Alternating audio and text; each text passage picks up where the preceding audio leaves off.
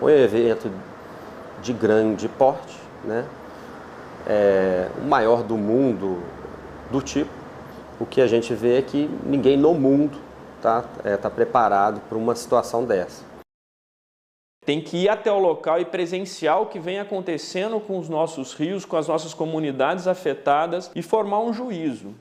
Esperar pelo poder público e pela empresa, assim, é muito difícil ter uma esperança aí nesses dois atores. A primavera chega pela primeira vez depois da tragédia de Mariana, mas a entrada de setembro não traz boas novas. A aproximação do período chuvoso deixa todas as cidades que beiram o Rio Doce em alerta. O medo é de novos vazamentos.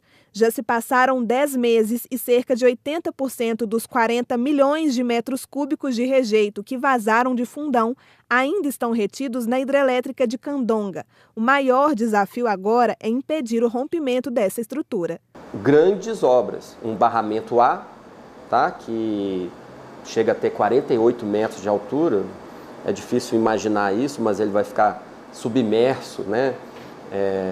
Dentro do reservatório de Candonga, quando ele voltar a operar, e um barramento B que fica 5 quilômetros acima da barragem de Candonga, que ele é menor e ele fica pronto ainda esse ano.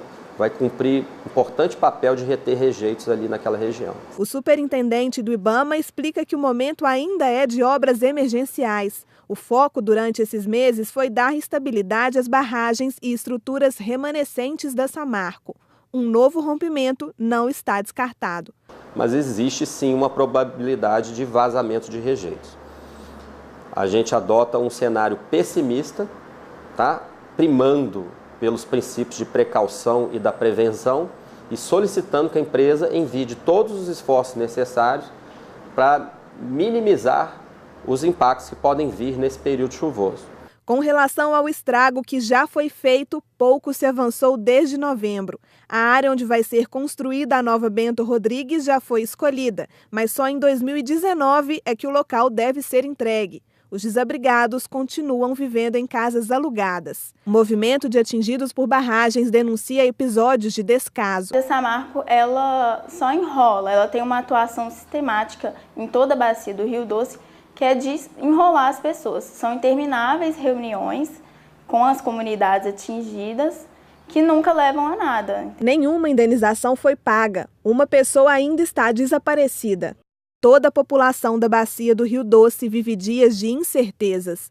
Informações sobre a real chance de recuperação do rio são contraditórias. Ainda não existe um diagnóstico oficial.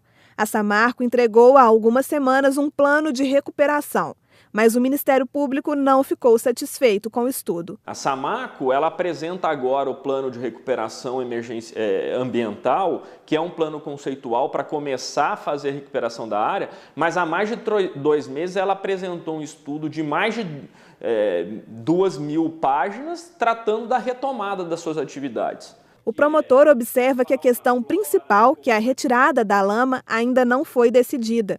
O IBAMA já multou a Samarco num total de 350 milhões de reais. A última multa foi justamente porque a empresa escondeu a existência de um depósito irregular de lama em Barra Longa. A mineradora recorreu de todas as decisões. Ela apresenta um estudo para retomar a atividade, para mandar a rejeito de produção futura, ela arrumou a cava Alegria Sul que ela propõe. Mas para mandar o rejeito que continua depositado nos rios, ela não apresentou nenhum plano ainda. Para esse professor da UFMG, a recuperação da bacia do Rio Doce vai acontecer, mas o leito do rio não vai voltar a ser o que era. As empresas, na verdade, tomaram ações no sentido de mitigar o processo e, de certa forma, de maquiar a região. Não estou dizendo que isso seja certo ou que seja errado, mas foi o que aconteceu. E ele jamais será o mesmo. Ele vai sofrer uma mudança muito significativa, mas ele vai se recuperar. A vida ela se recupera. Ela vai voltar a recolonizar a calha do rio e ela vai tomar o rio de volta. Mas a gente tem que ter em mente que ele não vai retornar a ser o que era antes. As mudanças elas já vieram, estão acontecendo E a gente vai ter que esperar um novo rio, uma nova bacia, com umas novas condições de vida dentro daquela situação.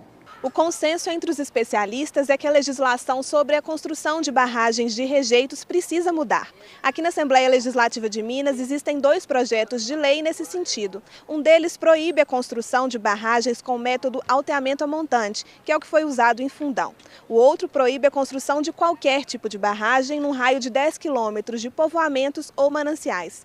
Mas os deputados ainda não sabem quando vão votar as propostas. O presidente da Comissão Extraordinária de Barragens criticou a ação da Samarco na Assembleia.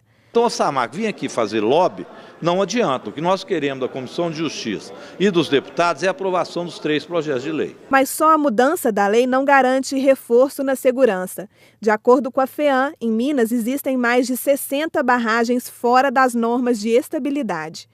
Nesse sentido também a gente está correndo, como o senhor falou, correndo riscos constantes. Você não tem nem noção do tamanho dele. Se você tivesse noção do tamanho dele, você não estaria me entrevistando, você estaria chorando. A situação é muito pior do que vocês pensam, mas muito pior.